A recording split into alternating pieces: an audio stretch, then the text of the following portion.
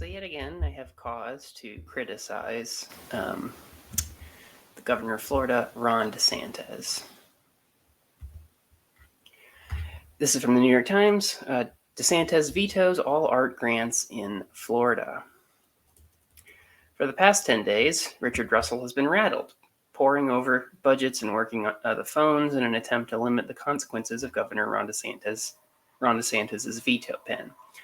Mr. Russell, the general director of the Sarasota Opera on Florida's Gulf Coast, had expected his nonprofit organization to receive a state grant of around $70,000 once Mr. DeSantis signed a budget that state lawmakers had approved in March. But in a move that stunned arts and culture organizations, Mr. DeSantis vetoed. Stop. Why is it doing that? Mr. DeSantis vetoed the entirety of their funding grant.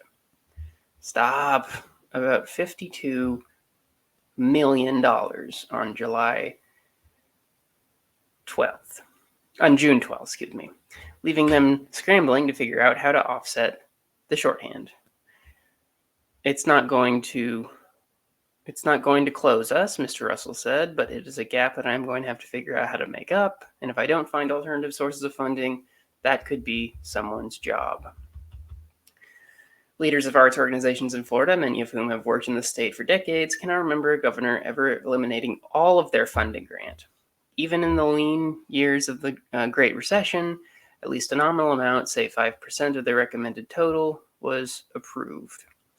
Established art organizations usually know better than to overtly rely on non-recurring state dollars subject to the discretion of politicians, said Michael Tomer, executive director of the Tampa Museum of Art. But to cut funding at a time when arts organizations are still struggling to recover from the coronavirus pandemic sends a concerning message that taxpayer dollars should not be used to support the arts and culture, he said. In reality, Mr. Tomer said the organizations like his are tourism and economic drivers that also provide a public good, especially for children, older people, and unserviced communities.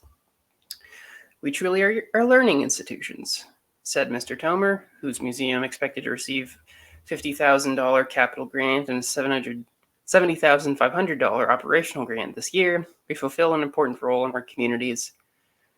Mr. DeSantis, a Republican, gave no explanation for zeroing out the arts grants. His office said in a statement that he made veto decisions that are in the best interest of the state of Florida. So that's a mouthful, but Ron DeSantis hates the arts. That's the long and short of it. I'm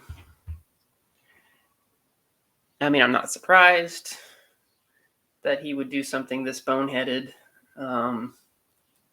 because, for a long time now, arts organizations, cultural organizations, their budgets have been cut, if they get any funding from the state, that is, or national governments. You see in colleges and universities, arts and humanities programs are being totally just wiped out, totally reliant on underpaid adjuncts who the universities and colleges don't have to give benefits to.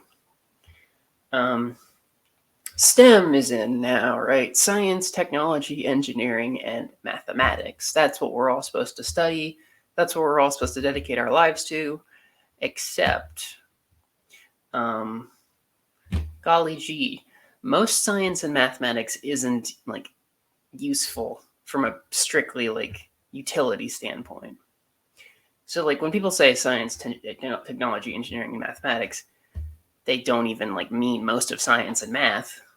They mean, engineering, I guess, aviation, computers, stuff that really helps the military-industrial complex and stuff that really helps rich corporate donors in Silicon Valley and the like. So, this is the world we live in. One where the arts are undermined. There's a scholar, his name is, he's dead now, but his name was Jacques Barzon, and he was a historian. He argues that the arts are always underfunded and underappreciated, and there's nothing new about that in this day and age.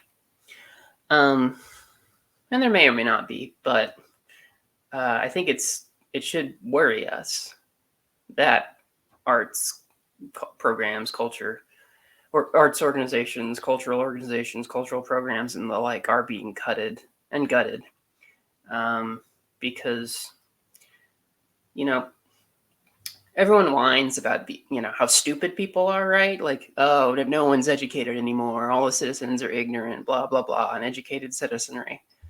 Well, if we want an educated citizenry, then we want to fund arts organizations. We want to fund cultural organizations. We want to fund humanities and arts programs and social science programs and science and math programs in our educational institutions, right? We want the full range of human learning and knowledge to allow people, to pick and choose what interests them the most, but allows them to try to, maintain a certain level of understanding across, many subjects. That's the ideal, at least. And Ron DeSantis clearly doesn't want that. He clearly doesn't want you to be educated in these areas. Mainly because that's against his ideological interest. It's against his ideological interest for people to be educated citizens. It's against his ideological interest to be educated in the arts and humanities, because that gets people thinking. That gets people questioning. That gets people a certain perspective. And when they get thinking and they get a certain perspective, they might not like his politics. They might decide his politics is not great. So Ron DeSantis is undermining the very idea of an educated citizenry.